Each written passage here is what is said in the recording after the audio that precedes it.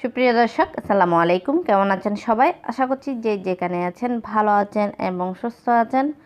সবাইকে স্বাগতম জানাচ্ছি আমার আরেকটি নতুন এপিসোড দেখার জন্য। আমি আজকে আপনাদের সাথে শেয়ার করছি খুবই মজাদার বিকালের নাস্তা বা স্ন্যাক্স হিসাবে এই নাস্তাটা বিকালে দেওয়া যায়। খেতে কিন্তু অনেক টেস্টি। তাহলে চলুন দেখে নেওয়া যাক। প্রথমে আমি একটা মশলা তৈরি করে নিয়েছি। তার জন্য আমি কিছু গোলমরিচ নিয়েছি, কিছু জিরা নিয়েছি। গোলমরিচটা আমি বেশি করে নিয়েছি, এটা একটা ব্লেন্ডার জারে ব্লেন্ড করে নিয়েছি। এখন আমি ডোটা তৈরি করেছি, তার জন্য আমি 1 কাপ ময়দা নিয়েছি। এখানে হাফ কাপের মতো সুজি দিয়ে দিয়েছি। এখানে আমি যে মশলাটা আগে রেডি করে রেখেছিলাম সেটা এখানে দিয়ে দিয়েছি। আমি এখানে 2 টেবিল চামচের মতো চিলি ফ্লেক্স দিয়ে দিয়েছি, স্বাদ অনুযায়ী লবণ দিয়ে দিচ্ছি। এখন সবগুলো একসঙ্গে ভালো করে একটু মিক্স করে নিচ্ছি। এই স্ন্যাক্সটা কিন্তু ঝালে হবে। এখানে 1 টেবিল চামচের মতো ঘি দিয়ে দিচ্ছি। ঘিটা আমি ময়দার সঙ্গে ভালো করে একটু মিক্স করে নিচ্ছি। আশা করছি আজকের রেসিপিটা আপনাদের কাছে ভালো লাগবে। ভালো লাগলে প্লিজ আমার চ্যানেলটা সাবস্ক্রাইব করে পাশে থাকার বেল আইকনটি প্রেস করে রাখবেন, আমাকে সাপোর্ট করবেন। আমি এখানে নর্মাল পানি নিয়েছি, সেখান থেকে অল্প অল্প করে দিয়ে একটা ডো তৈরি করে নিচ্ছি। ডোটাকে আমি ভালো করে একটু মতে নিচ্ছি। দেখেন ডোটা তৈরি হয়ে গেছে। এখন এটা একপাশে রেখে দিয়েছি। আমি আবারও 2 টেবিল চামচের মতো ঘি নিয়েছি। আমি এখানে 2 টেবিল চামচের মতো কর্নফ্লাওয়ার নিয়েছি।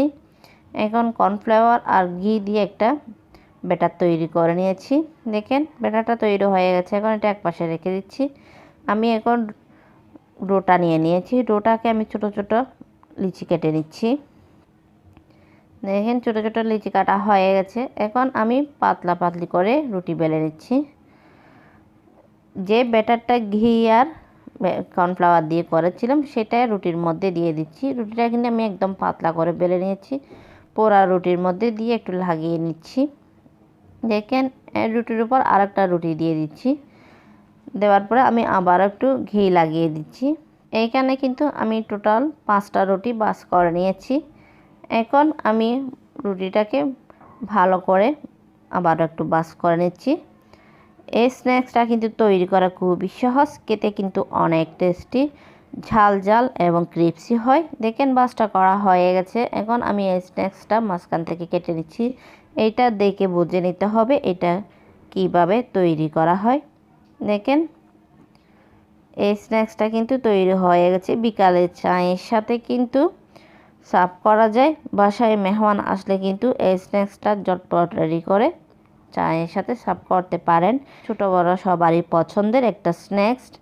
দেখেন সবগুলো বানা হয়ে গেছে। এখন কিছু ভাজার পালা। ভাজার জন্য আমি অয়েলটা আগে থেকে ভালো করে গরম করে নিয়েছি। এখন আমি স্ন্যাক্সটা একটা করে দিয়ে দিচ্ছি। চুলার ফ্লেমটা কিন্তু মিডিয়ামে রেখে এই পিঠাগুলো ভেজে নিতে হবে। আশা করছি আজকের রেসিপিটা আপনাদের কাছে ভালো লাগবে। ভালো লাগলে বাসায় একবার হলেও ট্রাই করবেন। আর আপনাদের কাছে কেমন লেগেছে অবশ্যই কমেন্ট করে জানাবেন। দেখেন সবগুলা স্ন্যাক্স ভাজা হয়ে গেছে। এখন উঠিয়ে আপনাদেরকে পরিবেশন করে দেখাচ্ছি। দেখেন দেখতে কত লোভনীয় হয়েছে। এই স্ন্যাক্সটা তৈরি করা কিন্তু খুবই সহজ। 1 কাপ ময়দা দিয়ে কতগুলা নাস্তা তৈরি হয়ে গেছে। আপনারা যদি বাসায় ট্রাই না করেন তাহলে বুঝতেই পারবেন না এই নাস্তাটা খেতে কতটা টেস্টি। উপর থেকে কিন্তু অনেক ক্রিপসি হয়। এই নাস্তাটা একটু ঝাল হয়। আমি একটা নাস্তা আপনাদেরকে বেঁকে দেখাচ্ছি কত ক্রিপসি হয়েছে। দেখতে কিন্তু অনেক সুন্দর, খেতেও কিন্তু অনেক লোভনীয় হয়।